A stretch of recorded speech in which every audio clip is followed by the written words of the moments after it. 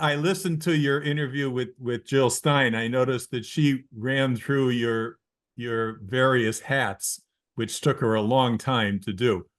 Rather than running through all of that, I thought I would start by your original, you might say, original profession, which was an economist. I want to read to you a quote from Russia's executive director at the IMF, Alexei Mogin. Do you know him personally? You I probably, know him very well. yeah, I assumed you Yeah. would. What he wrote on May 3rd in RIA Novosti was this. He said, quote, if American debt continues to increase, which I expect it will, confidence in the US dollar will decline, the chaos will ensue in the global economy, and the possibility of a collapse exists. What are your thoughts on that? First, Alexei Mogin has been executive director for Russia for, I think, 3 decades. Since the He's 90s, yeah. outstanding. Yeah, absolutely outstanding. So what he says we should take very seriously. Um, and he's been dean of the executive directors, meaning the longest serving, and he presides often at the IMF. So I have great respect for him. What he's saying is that the public debt of the US, which is now more than 100% of national income and rising rapidly, will be a source of financial crisis in the years ahead. I concur with that. We don't have any kind of political consensus in the United States about what government should do and how to fund it.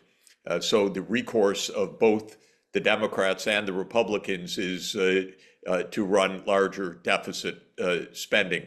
The Republicans really like tax cuts.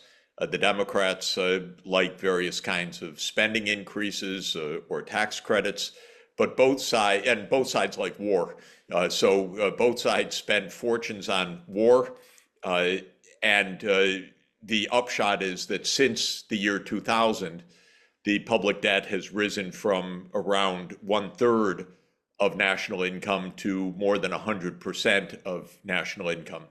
The Congressional Budget Office of the United States makes long-term projections, and their long-term projection for mid-century is that the debt will rise to around 200% of GDP. That's not the precise number that they give, but essentially the ratio of debt to national income doubling. That's not a forecast so much as saying if we stay on the current trajectory. So the fact that we have no political equilibrium in this country means that the fallback option is raise the debt, and eventually that leads to crisis.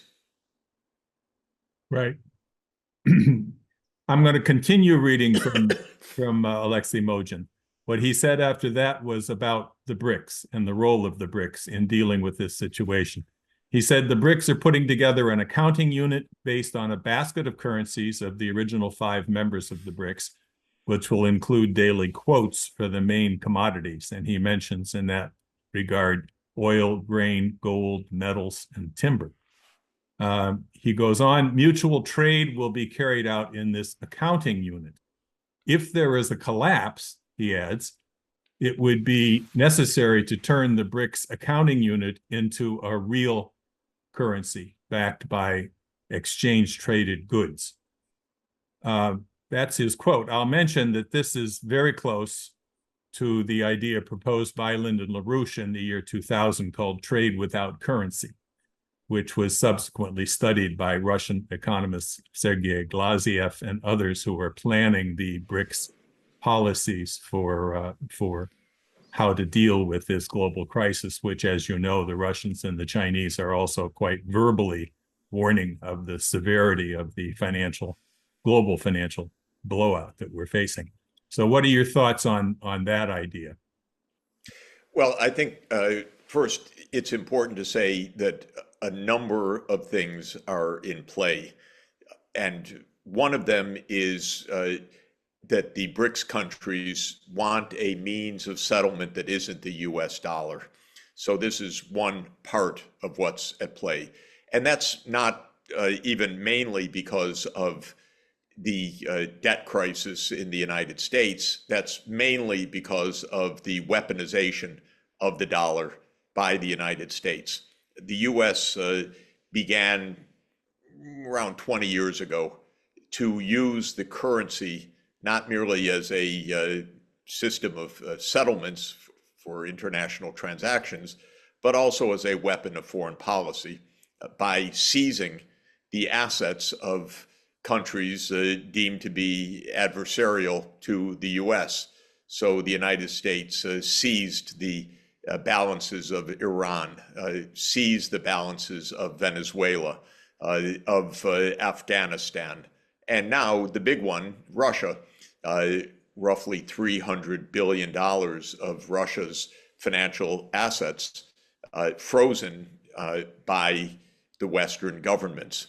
So these countries in the BRICS, that's Brazil, Russia, India, China, South Africa, and now 5 more countries added, Egypt, Ethiopia, the Emirates, Iran, and we think Saudi Arabia, not entirely clear, but seems to be the case, are saying that they want to hedge against this kind of geopolitical risk.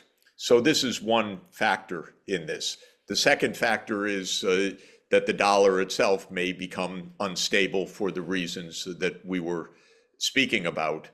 I would say a third factor is that there is lots of technological change, so different ways to make settlements. The current settlement system goes through banks, but in the future, it will go through digital currencies, probably central bank digital currencies.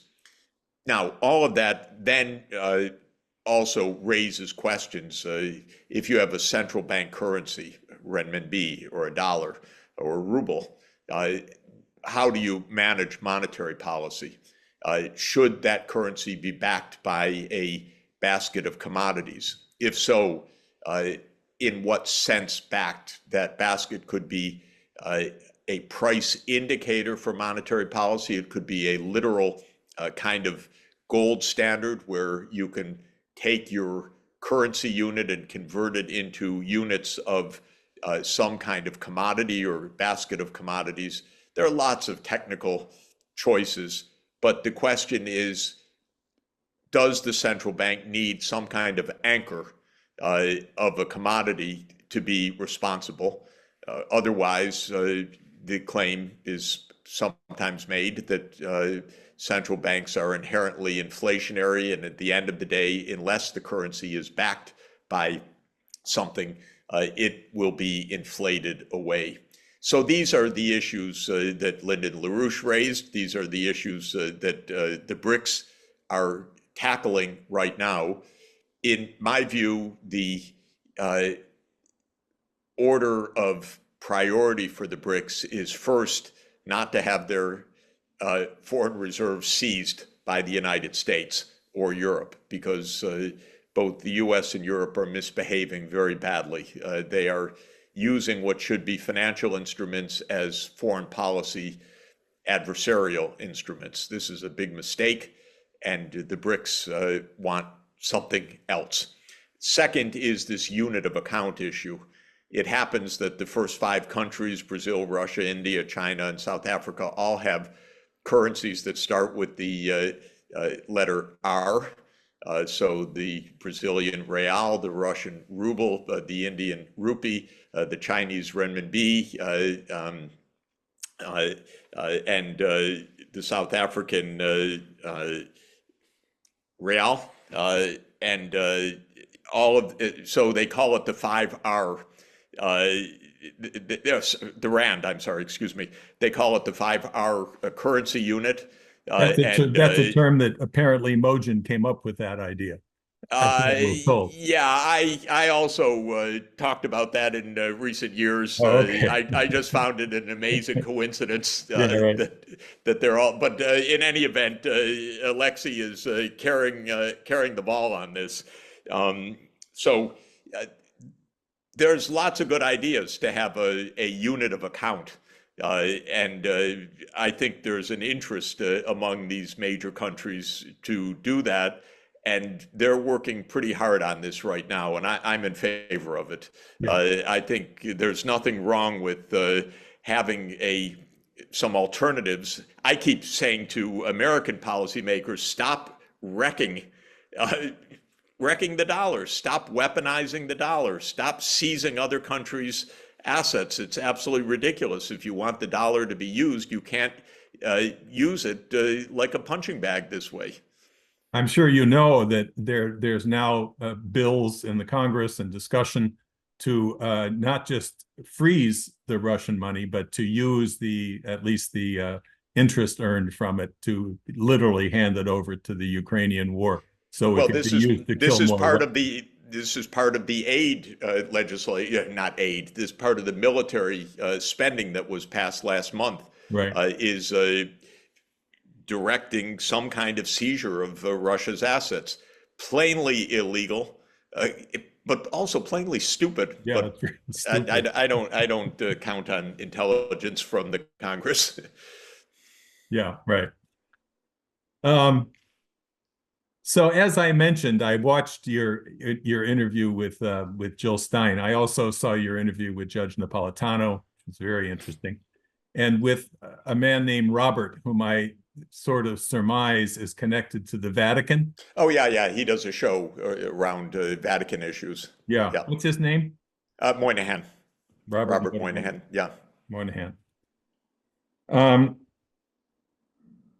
So I found them all very interesting. I mean, it's obvious that you're making your views about the global crisis facing mankind generally as widely as you possibly can, and I appreciate that, and I appreciate your agreement to do so with EIR as well. Of course. In particular, you have condemned both political parties, as you just mentioned, being totally pro-war, united in their insane view, and that their expected presidential candidates are fully subservient to the military-industrial complex and to war, including the war between NATO and Russia being fought with Ukrainian bodies and the horrendous genocide that's taking place in Palestine, as well as their preparation for a war with China, which I'll ask you about a bit later. All of which clearly is bringing us closer and closer to global war and probably global nuclear war. So can you expand a bit on your view of the Biden and Trump situation and the danger to the U.S.? I think fundamentally, what is at play is the almost tectonics, like the plate tectonics on the Earth, but the tectonics of geopolitics. The United States, especially with the end of the Soviet Union in 1991, but really going back to the early days after World War II, came to believe at the highest strategic level that the U.S. Dominates the world scene, that it is the hegemon, to use the political science term, meaning the political power that effectively is in control of the world scene, and that its grand strategy should be to protect its hegemonic advantage. And sometimes this is put very explicitly, for example, in a very clear article written for the Council on Foreign Relations by Robert Blackwell and Ashley Tellis in 2015, where those two authors, senior analysts, one a very senior U.S. diplomat, discuss what U.S. policy towards China should be. And the article says very bluntly and clearly, the U.S. grand strategy is to be number one. And if China's rise threatens the U.S. being number one, the U.S. needs to take action to curb China's rise. Well, to my mind, this is the fundamental issue in the world scene today. The U.S., and by that I mean the military-industrial blob or complex or small number of powerful people from the security establishment, the intelligence agencies, the Pentagon, the military companies, and their supporters in the Congress. That group wants to preserve American hegemony as they see it. But the real issue is Russia is a powerful, technologically sophisticated country. China is a very powerful, very technologically sophisticated country. And not surprisingly, neither Russia nor China nor most countries around the world want a hegemon. What they want is, in large part, to be left alone so that they can get on with their lives. But they would like peace. They really do want global cooperation. They just don't want the U.S. to tell them what to do. The U.S., on the other hand, resents Russia for being big and powerful. The U.S. has a completely neurotic fixation on China. Again, when I say the U.S., I mean real individuals at the top of the power structure in the U.S. I don't mean American society as a whole. And why we are slipping towards World War III is that America's self-image as hegemon is completely inconsistent with the ground reality, which is Russia's powerful, China's powerful, other regional powers are powerful, and they don't want American dominance, period.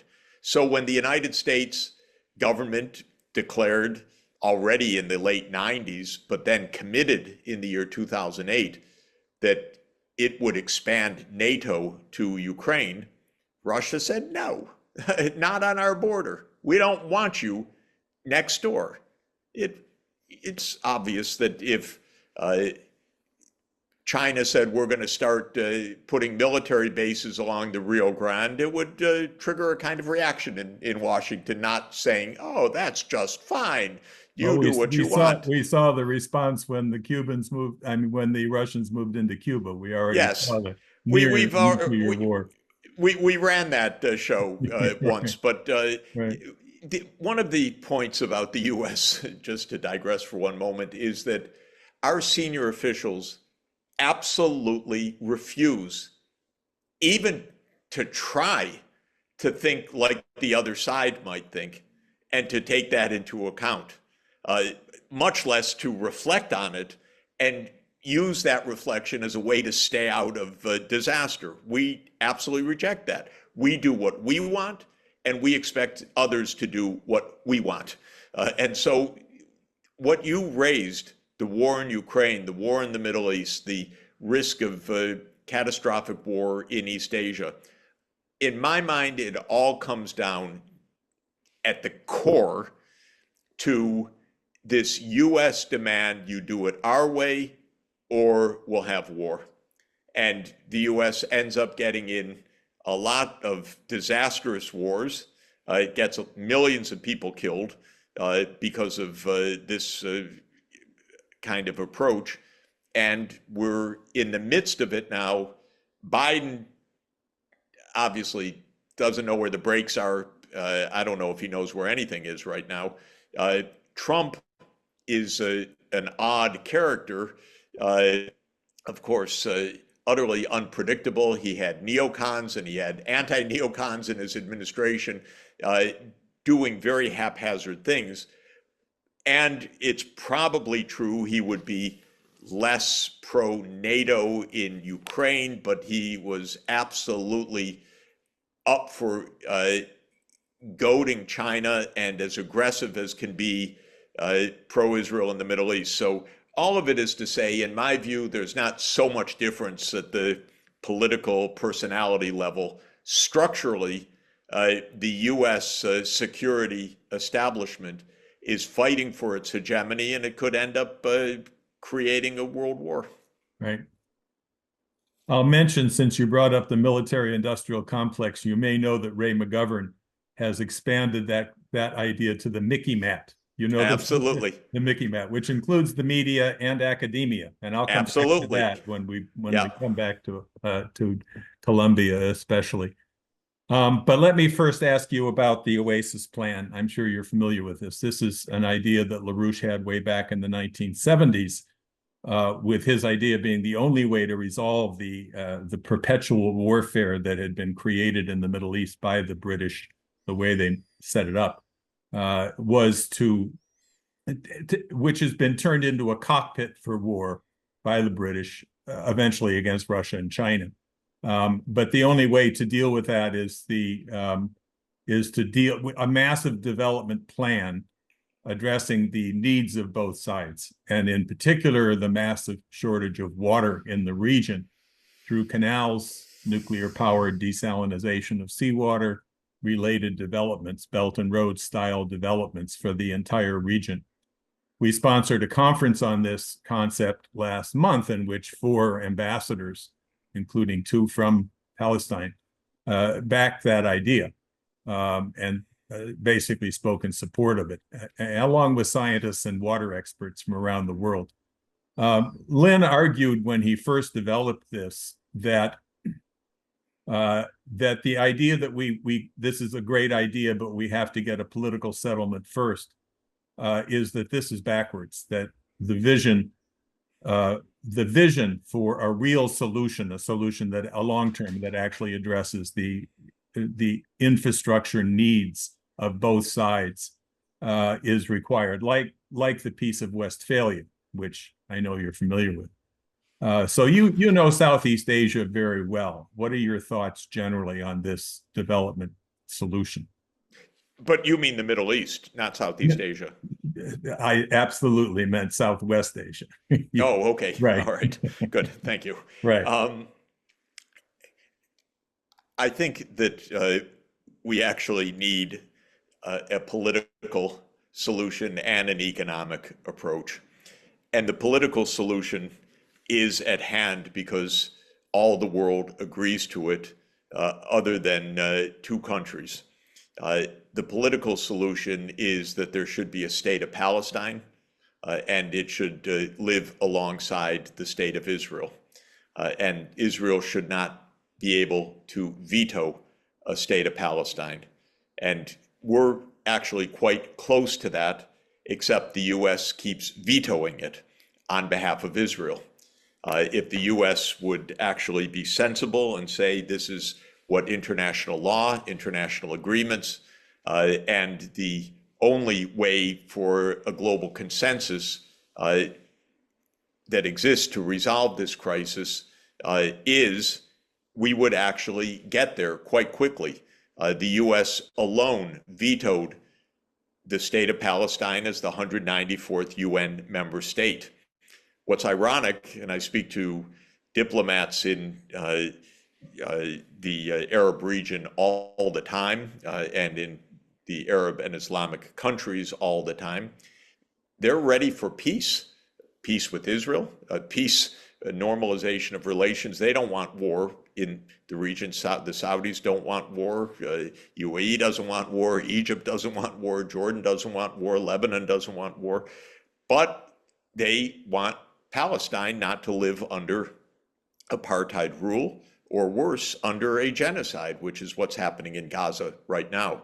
So I think the politics is actually straightforward, except that it's blocked by the United States. And I'm hoping that America wakes up to the very obvious point that the American people want Palestine to have political rights, and the world community is united for that, and that all the United States is doing is perpetuating war and promoting its own complete isolation, and I would say fundamentally endangering Israel as a viable state, because Israel needs some legitimacy, not just to be seen as a war crime state protected by the United States. That's a bad bargain for all concerned.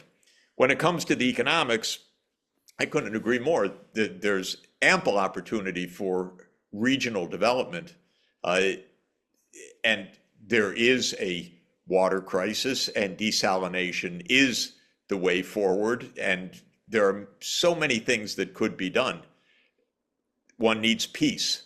Now, the reason why we have to combine the political and the economic is that one of the gambits of Trump and Biden was, oh, we could kind of bribe them.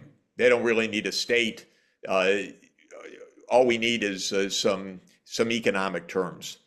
But the truth of the matter is, Israel right now is absolutely radicalized, extremist, compared to what it was even a quarter century ago, much less in the 1970s. It's an extremist government. It is saying overtly among the major cabinet members, this is our land. We will never allow a state of Palestine. We will dominate the land and so forth, including the so-called occupied territories, which is Palestine, but they call Judea and Samaria. It's really dangerous how extremist Israel has become. And so I think we need to say as a world community, stop the extremism. We need a political settlement, clear 1967 borders, a state of Palestine, capital in East Jerusalem, and we need an economic framework that can go along with that. And I think both are possible. With the Peace of Westphalia approach, where you acknowledge that you have to forgive the crimes of the other side, which both are so adamant in insisting upon. In your interview with Robert, you brought up the encyclical of Pope Francis, in which he spoke about the meeting of St. Francis with the Sultan Malik al-Kamil of Egypt on the battlefield of the Fifth Crusade. I found that absolutely fascinating. It is a great story, a true one. Yeah, right. So Pope Francis's encyclical, which I looked up, it's called Fratelli Tutti, which means all brothers, which of course reminds you quickly of the Friedrich Schiller phrase, alle Menschen werden Brüder, which exactly. All mankind will be brothers, which Beethoven said in his Ninth Symphony. What can you tell us about this meeting of St. Francis and the Sultan? Well, this was the Fifth Crusade, and St. Francis was saintly. He believed in peace, and he believed that there would be a way to reconcile the Christian and the Muslim world. So he trekked on foot from his native Assisi to the battlefield in Egypt in 1219. And met with Sultan al-Malik, and he had an all-nighter with the Sultan in a discussion, a debate about religion, politics, and war. It is a meeting that went down in history as a peace seeker. It did not end the Fifth Crusade. St. Francis left without peace, but he did have that conversation. And Pope Francis raised this at the beginning of this wonderful encyclical because he said that it not only is inspiring that his namesake, St. Francis, made this journey, but also because he and the Grand Imam of Al-Azhar, which is the great center of learning of the last 1,000 years in Cairo, in Egypt, the great Muslim center of learning, the Pope and the Grand Imam have really joined hands in calling for peace and saying there is a way forward, but you have to reach across the divide, like St. Francis did in 1219. So that's the message of the encyclical. It's a wonderful encyclical. It's really Pope Francis's great wisdom as a great pastoral leader. He's basically explaining, how do you deal with the other side? Do you deal with hate, propaganda, war making, or do you find a way to have what he calls encounter? And that is to meet the other side. So in addition to the meeting of St. Francis and the Sultan, a lot of the encyclical is taken up with the parable of the Great Samaritan told by Jesus, where you have a Samaritan robbed and left bloodied on the side of the road, and many pious people walk by him, Jews in the community, but it's a Samaritan, meaning someone from actually another jurisdiction and a religious group that the Jews looked down on at the time of Jesus's parable. And it's the Samaritan who rescues the robbed person, brings him to an inn, gives money for his care, and the Pope says, this is the way that the world can be saved, and the only way the world can be saved. And I find it an extraordinarily important encyclical, very basic in its intention, which is don't shout hate to the other side. Find the way to have a dialogue with the other side. It's so simple and so basic and so far from what we do right now. For me, the telltale fact of the recklessness and foolishness of Washington is that Biden has not tried to speak with Putin one time since the end of 2021. With all the war going on, the risk of nuclear war, the disasters, Biden doesn't even understand that there's a role for speaking. And why do I say Biden? Because President Putin actually said repeatedly, I'm open for discussion, but they don't want to talk.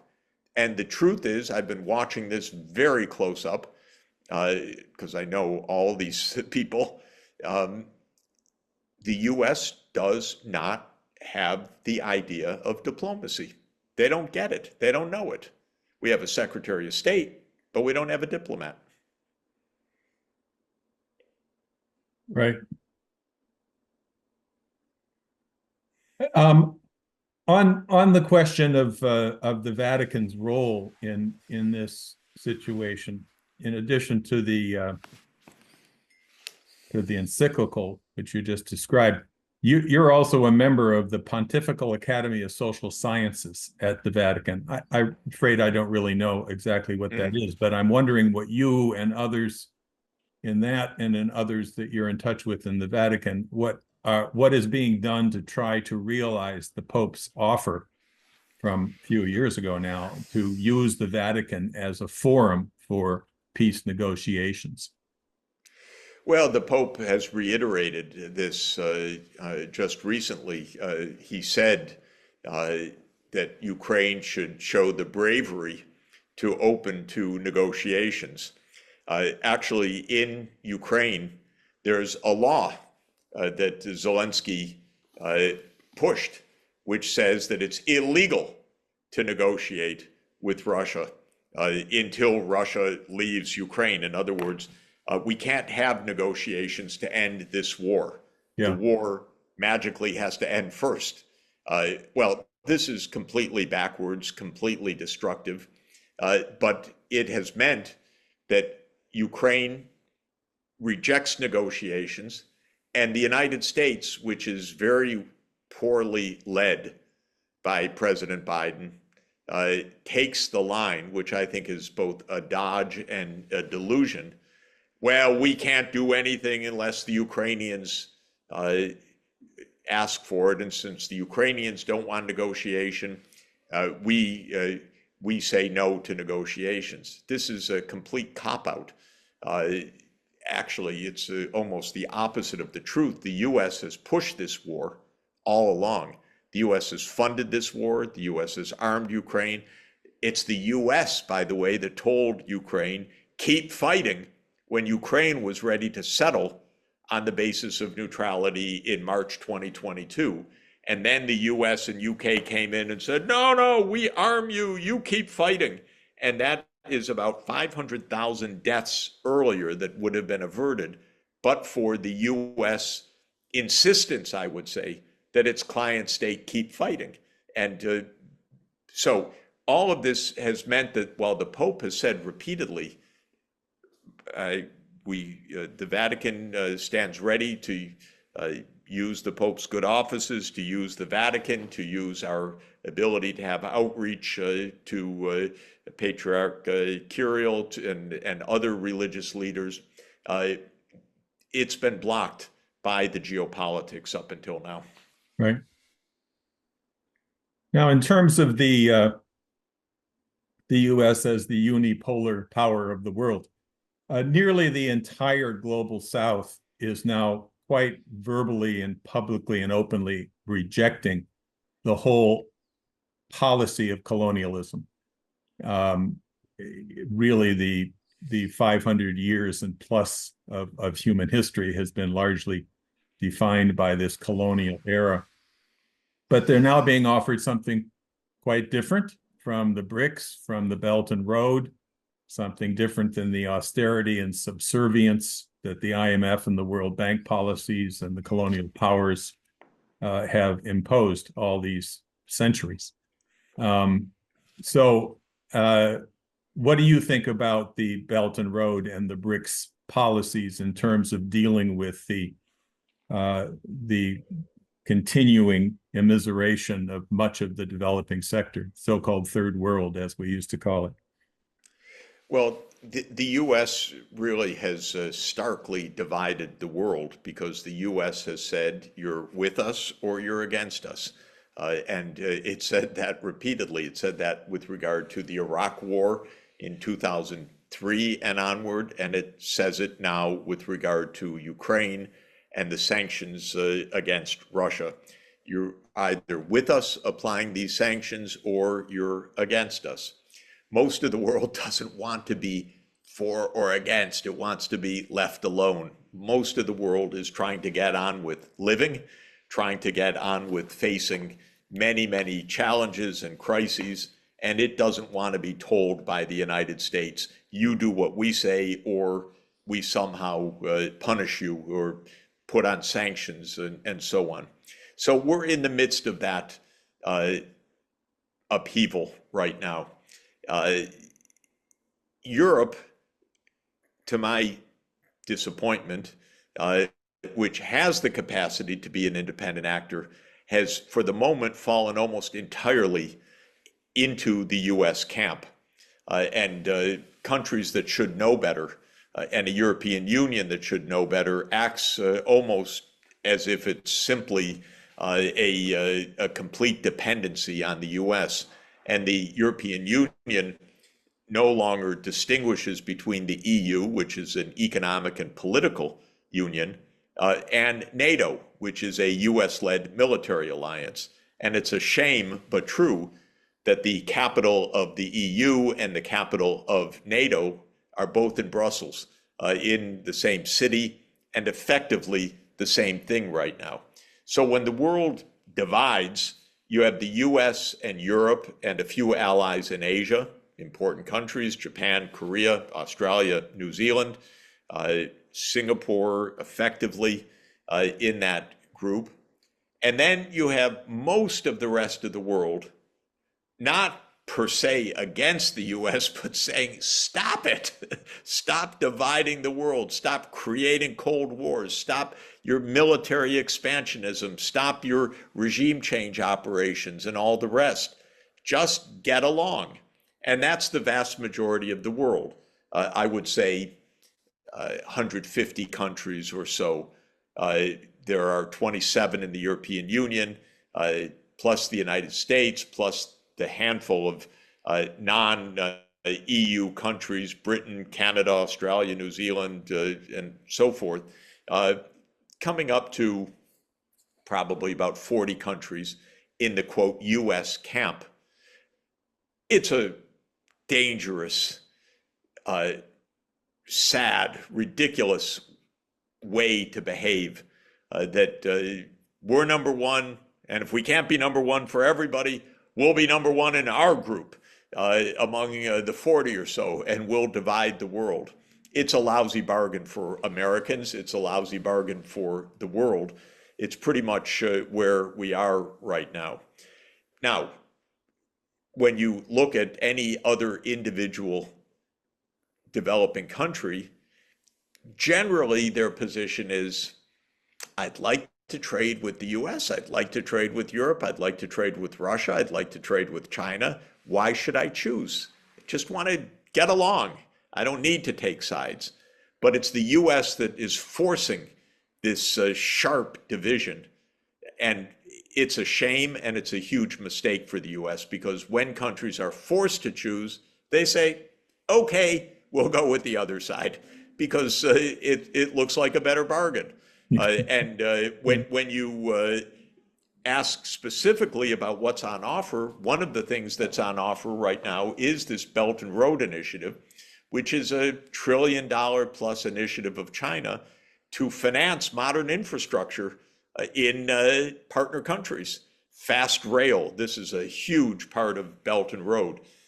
Many places are getting rail service for effectively the first time, or the first time in modern technology, such as a rail line that I actually was near to just recently in Ethiopia, running from Addis Ababa to the port in Djibouti.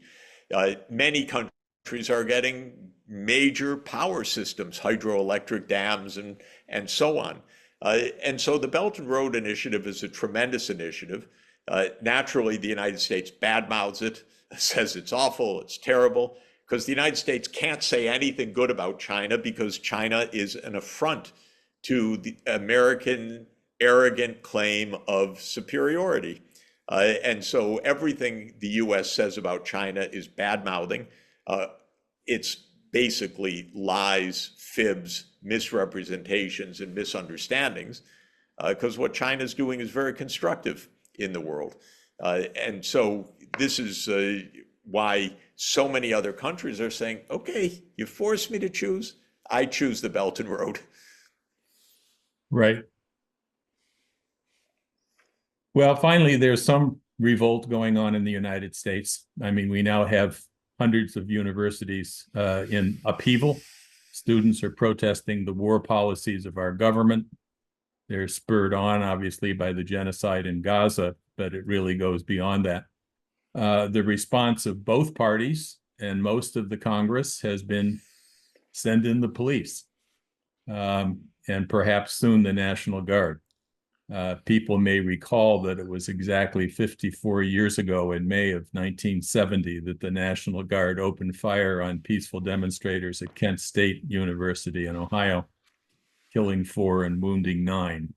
Are we seeing this coming again? Well, we're seeing a kind of panic by the politicians and by the university administrators to what the students are saying. What the students are saying is they don't like genocide. They don't support what Israel is doing. They want it to stop. And the students are absolutely correct in this. This is a shock to the politicians, who are, of course, deeply influenced, one could say bought off, by the Israel lobby, by the big money that entails, or by the military-industrial complex, and frankly are shocked and amazed that there's such a strong sentiment among America's young people pro-Palestinian. I don't think the political class expected this at all. But then again, what Israel is doing is so vulgar, so cruel, so crass. It's not really surprising. But this caught the politicians and the university administrators completely off guard. And remember that many of these universities have large donors, Jewish donors and other donors, very pro-Israel, very pro-military industrial complex. And these donors immediately said, what are these students doing? How dare they do this? And so The administrators at Columbia panicked, behaved very incorrectly, in a very peremptory way, suddenly started outlawing student organizations, cracking down on students for being on Zoom calls, and couldn't stomach that there were overt demonstrations on the campus against Israel's war in Gaza. Of course there would be. And so what? It's a protest. So let it be. But the university said, oh, this is terrible. This is anti-Semitism. This is a danger. Everything was exaggerated in a kind of panic. And the universities wanted to prove to the Congress, oh, we're going to take care of this anti-Israel sentiment. This is absolutely terrible. And so they cracked down. They called the police across the United States. Students, faculty arrested, students expelled. Again, if they had read Pope Francis's encyclical and actually talked to the students, they would have gotten somewhere. The president of Harvard, it seems, from what I know, and I know him actually very, very well, and I think he's done a good job, he spoke to the students. He discussed with them. They said, okay, you've made some promises. You're going to take up the issues of the university's divestment policies. We're going to have more learning about what's happened in the Middle East and so on. And they peacefully decamped. Whereas at Columbia, the police came in twice. Very brutal and absolutely unnecessary. But that happened all across the country because the university administrators, by and large, wanted to show these right-wingers. It's not even right-wingers. They wanted, it's actually, I scratched the phrase. Yeah, they right. wanted to show both parties of Congress, we're absolutely, we understand what free speech is, which means don't allow it. If it's against the prevailing policy of the United States, which is to support Israel at any cost and at all costs. And so they fell all over each other to impress the politicians. The politicians did their usual demagoguery, and they came to the campuses and they called the pro-Palestinian protesters anti-Semitic and every kind of slur and slander you can imagine. And this is where we are in America. We do not speak with each other in a civilized way. Right. Do you know Professor Bruce Robbins at Columbia? No. Do you know the name? No. He's a professor of English and English literature. But he just I sent you this morning actually a 6-minute video that he released. He went to and he describes, I went to the encampment, I talked to them, they're all peaceful, that's what they want is peace. They want to make their point about the genocide, about the evil that's taking place. And what's the response? The response is the police came in. And then he said that he began to see something was amiss when after the October 6th events, Columbia set up a 3-person team to investigate anti-Semitism. And he said all 3 of the people that were chosen were Zionists, and that their report just completely ignored, 100% ignored what was going on in Gaza. And all they talked about was the evil of Hamas and so forth. It's a very interesting video. Yeah, I didn't see it, but it completely comports with everything that I've spoken with my colleagues at length in recent weeks. And I think the actions that were taken by our administrators and similar actions taken by administrators of universities and other places was wrong, completely contrary to the spirit of the university, completely contrary to the First Amendment rights of free speech and the right to protest, and completely neglectful of the ground reality, which is that Israel is killing tens of thousands of people And I'm proud that our students are saying, no, don't do that. That's what students should be saying. You said something similar in your interview with Judge Napolitano, which I took note of, which is that the U.S. wants to maintain its hegemony around the world, but to do so, it's imposing internal suppression on the U.S. population, and that this was, your term was that it was breaking apart our community, undermining the role of universities as places of debate, speaking out on ideas, and instead is bringing in the police to crush peaceful opposition. So that's what you've just explained in a bit, I guess. The American people do not want or need in any way hegemony for our safety, our security, or our well-being. China is not an enemy. Russia is not an enemy. We don't need these wars. They don't make us safer. They don't make us more prosperous. And the American people sense it or know it. And they oppose the foreign policy. And of course, in the US at this point, almost all foreign policy is managed secretly, really by a small group. Everything is under classified control. What is told to us are lies, and the public is protesting. And in order to keep to the lies, the government is cracking down. That's where we are. It's extremely dangerous.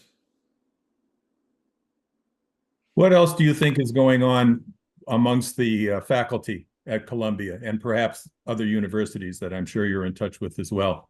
What do you think they are doing about this, and what do you think they can do about it? I can imagine that the presidents Hillary Clinton and Victoria Nuland becoming professors at Columbia is not going to help very much. The president of the university, Minosh Shaflik, was the first university president to call in the police, and she shut down the student protests. She's also a member of the House. I don't know if you know her background, but she's also a member of the House of Lords in the UK. She was vice president of the World Bank and a managing director at the IMF and a deputy director at the Bank of England. So we're dealing here with a person at the very center of the global financial oligarchy. And now she's running a leading university like Columbia. What do you think of that? Well, I think the main point is her community is the students and the faculty. And I would say to her and I have said to her and to the administration, pay attention to your community. The outsiders who are aiming to divide us, the politicians who are always ready for their bit of demagoguery, even the donors, okay, they may be generous, but they cannot run an academic community and should not, and everybody should know that, including them, including the donors themselves. Pay attention to your community, because if the community breaks, what do you have? What's left? And so I think that this is really the point. The faculty are very unhappy, at least hundreds of them are. There is a faculty vote of no confidence underway right now. It's a several-day online system of voting, so I don't know how it's going or what the outcome is, but the fact of it is a demonstration that a significant fraction of the Columbia faculty is really unhappy with how things have happened, and I know faculty is very concerned about the students who were expelled, suspended for doing the right thing, protesting injustice, and exercising their critical faculties, their thinking, and their First Amendment rights. And they should not be suspended for that or expelled, much less. The universities are beginning to shut down now at the end of the term, and the the summer break. And these protests may not continue, but what, in your view, what would it take to rally the national sentiment of the students that are already expressing their concerns, but the rest of the population as well, to rally them against these wars with something like a March on Washington or some major display of the kind of what you said. The U.S. people don't agree with these wars. How do we galvanize that? Well, I think it's likely to continue. I don't think that even with the school year ending, the protests are going to stop. We're in an election year also. There are going to be lots of gatherings of people. There will be political conventions. There will be campaign events. Which seems tragically likely, but if the fighting in Gaza continues the way it's going right now, with more senseless deaths and more violence, I'm pretty sure that the protests are going to continue to play a very big role in American society in the coming weeks.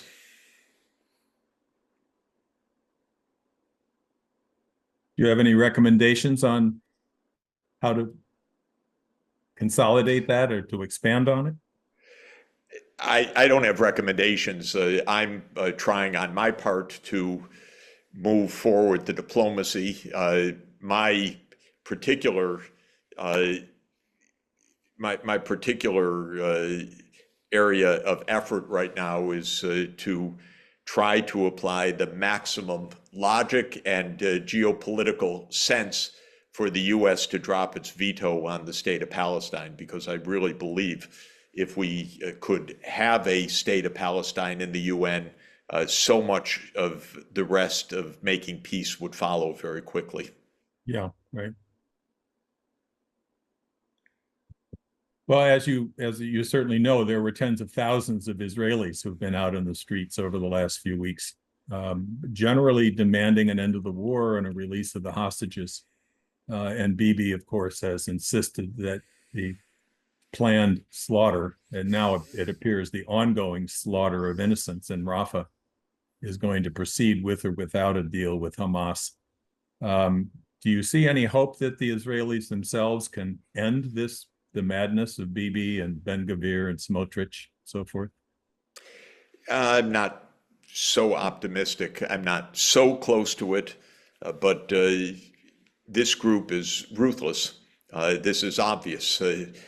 With so many tens of thousands dead, with this senseless and absolutely brutal military campaign underway. This is a ruthless group, and the demonstrations are not exactly for peace. They're for release of the hostages. They are anti-Bibi to an important extent, but unfortunately, there's a lot of feeling across Israeli society, according to the opinion surveys, for very harsh continued measures in Gaza. And I think that is very concerning. I'm not sure that the peace is going to come from within Israel. I think it's more likely to come from the international community, which, again, putting aside the U.S. veto, is pretty much unanimous in rejecting what Israel is doing. Right. I'm afraid I'm at the top of the hour, so I'm going to have to stop because I have a call this moment. If you want one what?